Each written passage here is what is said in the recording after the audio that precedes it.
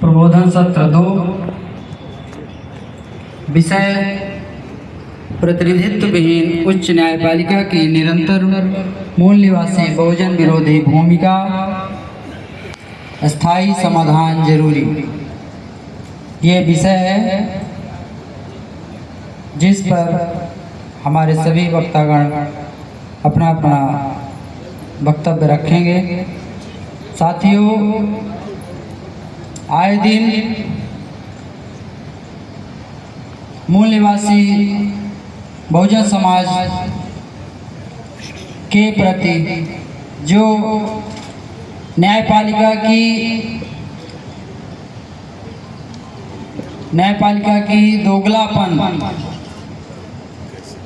दोगलापंथी का जो चरित्र है हम सबके बीच में उजागर होता रहता है, जिसके परिणाम भी देखने को मिलते हैं कि हम सड़कों पर भी हमारे लोग उतरते हैं।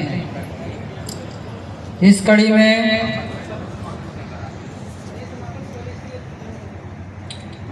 में इसका स्थायी समाधान होना जरूरी है। ये आना चाहिए ना।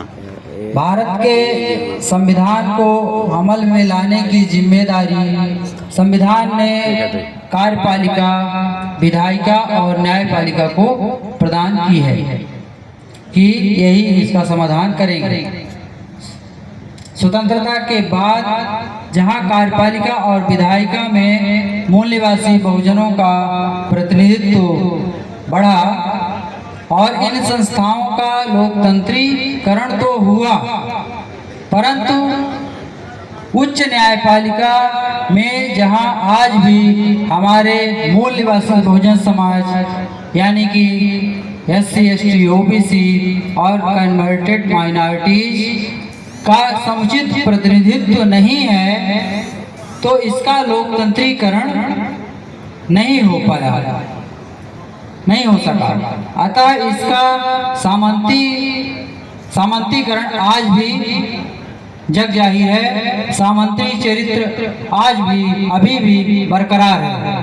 1990 के दशक में जब इस देश के पिछड़े वर्गों में सामाजिक राजनीतिक चेतना विकसित हो रही थी, तब से उच्च न्यायपालिका ने अपने स्वयं के फैसले से कॉलेजियम सिस्टम का गठन कर न्यायाधीशों की नियुक्ति अपने हाथ में ले लिया और उसके बाद न्यायाधीशों की नियुक्ति में अपारदर्शिता, परिवारवाद और जातिवाद का लगातार आरोप लगता रहा। एक ही जात के, एक ही परिवार के इस तरह के लोग वहाँ पर हमेशा जा रहे हैं।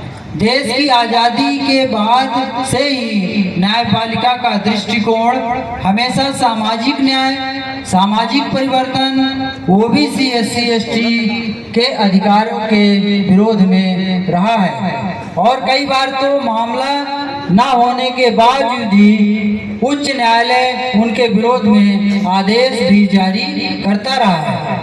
इसके कई उदाहरण हैं, जैसे 1951 में स्टेट ऑफ मद्रास बनाम चंपक दुरैयजन केस, जहां आरक्षण के विरोध में फैसला दिया है।